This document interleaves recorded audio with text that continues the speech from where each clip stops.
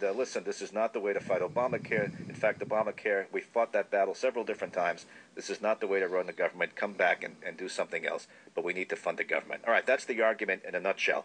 Rhode Island Congressman David Cicilline is in Washington. Good morning, Congressman. Good morning, Gene. You made the argument exactly right. It's really disappointing. We were in session last night, and the last vote we took was at like about 1:30 in the morning. And the Republican caucus, again, driven by a minority within the caucus, led by the Tea Party, shut down government over this disagreement about Obamacare. Look, people can disagree about Obamacare, and we can debate that, but it has been debated. It was passed by the House, passed by the Senate. The Republicans have tried 44 or 40 times to either gut it or repeal it. It was a challenge in the Supreme Court. It was affirmed, and then the president was reelected. This is a critical issue in the presidential campaign.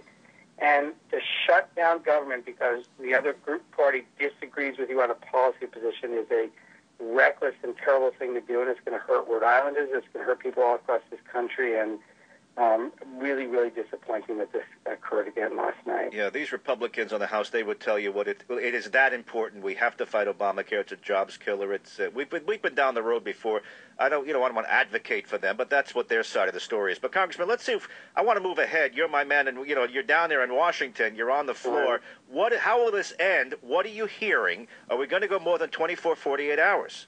Well, I hope not. I mean, we're going to be back today, and I'm hoping that, constituents from the districts of these individuals who have shut down the government are going to hear from their constituents. They're going to understand that the American people do not want government to close, that they are going to begin to feel the consequences of that from their constituents, and that they're going to be motivated to say, let's, agree to continue the government functioning, keep the government open, and we can argue about policy on healthcare and other issues, but that closing down the government is not the answer. And I think the way it ends is their constituents have got to really reach out to them and say to them, we expect you to continue to fund the government while you advocate the positions, even if we agree with your positions, which obviously their constituents may well agree with them. But I think they will understand the implications of shutting down the government when their constituents start experiencing difficulties with getting a Social Security check if they're a new applicant, or a VA benefit, or trying to get a passport, or trying to visit a national park, or they're a federal employee. Hundreds of thousands of federal employees will be furloughed. So I think the pressure has got to be put on these members to be reasonable, come to some sort of resolution, keep the government functioning, and then work on reaching consensus on your disagreement. As far as we know right now, Social Security is not going to be disrupted. Passports are not going to be disrupted, things like that. Congressman, you mentioned that their constituents are going to give them the feedback. Listen, I think if you're representing a conservative district in Texas, or you're Ted Cruz, your constituents may be cheering you on.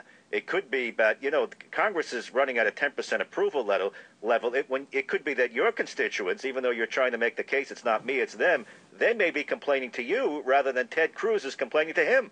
Yeah, I mean, you might be right. I mean, one of the things I'm doing is my office is going to have extended hours from 8 a.m. to 8 p.m. to help constituents, deal with difficulties they're going to have getting services because of the shutdown. So that's my first responsibility. But look, I don't think it's a question of who's going to ultimately get blamed. I think it's pretty clear to the American people that the Tea Party has taken over the Republican caucus. They have said, unless you repeal Obamacare or gut it or delay it or interfere with its implementation, we are going to shut down the government. And I think ultimately the American people are not going to support that. Right. They have, we're going to begin to see the consequences of it. But you're right, they may come from districts where they're going to be cheered for shutting down the government, because there are a lot of folks who actually don't believe in the basic functioning of government. You know what, Congressman, I don't mean to cut you up, but your cell phone is breaking up just a little bit. But thanks for joining me. I appreciate having you on. Okay. My pleasure, Gene. Thanks. You got it. 8:16 traffic and weather together.